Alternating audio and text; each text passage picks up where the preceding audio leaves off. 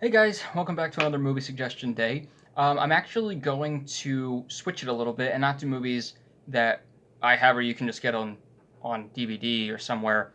I'm actually going to be doing streaming service specific movies since we're in a time right now where we can't have a lot of access to movies anywhere else, and people are mostly streaming anyway. So I'm going to talk about some streaming service movies that, whether they're originals or they're just put on there, that you can watch. So we're going to start with Netflix today, and I'll be doing different streaming services every week, and I'll be doing a couple of different movies from each, things like that, and maybe some TV shows. But starting with Netflix, we will be doing 5 movies, and they're really I just picked them kind of at random for some that I think people might not know as well, or know that maybe they're on there, or they're a throwback, whatever it might be. Here we go. First one on Netflix, Ip Man. I know it looks like IP Man. That didn't sound too great coming out. Anyway, it's called Ip Man, and it stars the guy from Rogue One, the guy that I'm one with the Force and the Force is with me. I'm one with the Force and that guy. And this this is a kung fu movie, a martial arts movie, and it has I think the best choreography I've ever seen. It's been a little bit since I've seen it, but it still sticks in my mind. All the action scenes and the fighting scenes, and he just is like this incredible master. And I believe it said he's teaching somebody else, but the things that he's able to do, it's insane. I can't say more than that, just because that's the draw of this movie is that insane choreography. So like, go check that out, even like a few scenes, and then watch the whole movie because you're gonna love it anyway. The next one is a classic, Social Network. I picked it just because I don't know. It's a really, really freaking good movie. I just actually saw it for the first time last year, and it's on Netflix, and I feel like everybody should watch it because it's surprisingly fun. Even though it seems like it's boring, it's about a lawsuit and Facebook and everything. It's like really good because the screenplay is by Aaron Sorkin, and his timing and his dialogue is incredible. It's just very, very fun to watch. I mean, it stars Jesse Eisenberg and uh, Andrew Garfield. I almost said Goldberg. Andrew Garfield and Justin Timberlake, and is just Rooney Mara. I mean, it's a really, really interesting movie on how Facebook came to be. It's very cool.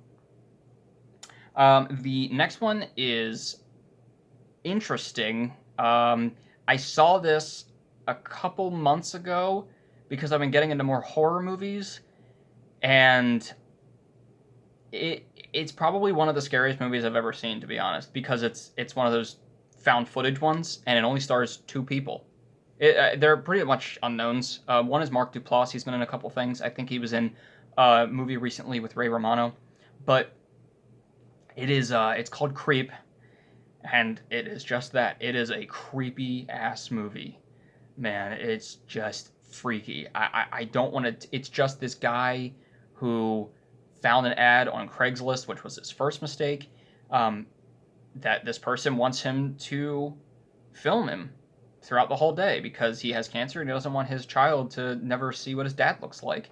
And things just go kind of insane, and it's super creepy, and I'll leave it at that, but it's probably one of the scariest movies I've ever seen. It's really disturbing. Good lord. But to lighten the mood a little bit, the last 2 are animated movies. One is probably what is widely regarded as the best Batman animated movie, and for some, the best Batman movie. Batman: Mask of the Phantasm. It is very good. Saw it in class. Yeah, in class. We it was a superhero class, not a superhero class like I was learning to be a superhero. That came out wrong. A superhero movie class, and we watched Batman: Mask of the Phantasm, and it is very good. It really dives into Batman's background and the struggles that he has with being Batman, but also Bruce Wayne. It's got the Joker in it and other villains, and there's just an incredible shot where he like puts on the cape and the mask. It's real good. If you're a Batman fan, you've probably already seen it. But if you're not a Batman fan, or you just kind of sort of have seen like The Dark Knight, go ahead and check it out. I know the animated ones seem like they would be a little more lighthearted and all. No, no, no, no, no. It's dark and it's good, real good. And the last one is a huge throwback: Scooby Doo Zombie Island. the Scooby-Doo TV movies are great. I mean, the Witch's Ghost, the vampire one, the cyber one with the guy. That's apparently how I designate that guy. Apparently, that's how he's shaped to me.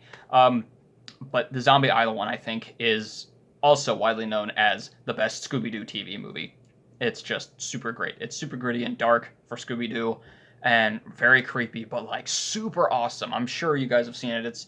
I want to let you know that it's on Netflix. If you ever saw it and you were like, oh my god, that was like my favorite one, you can go watch it. It's a throwback. If you haven't seen it, but you love Scooby Doo or you want to get back to your childhood a little bit, that one's actually really, really good. It's like super creepy.